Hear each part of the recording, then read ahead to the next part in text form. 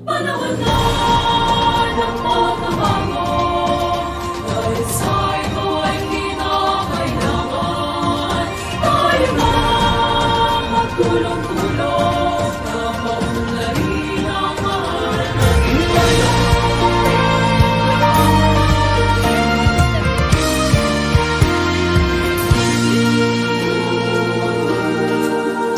Panahon na ng pagbabago, dahil sa ito ay kinakailangan tayo na magtulong-tulong na paunlarin ang mahal nating bayan.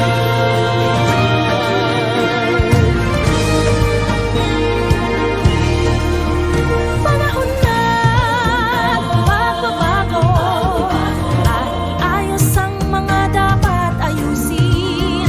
Dapat lang maging tungkulin ng bawat mamamayan dito sa atin.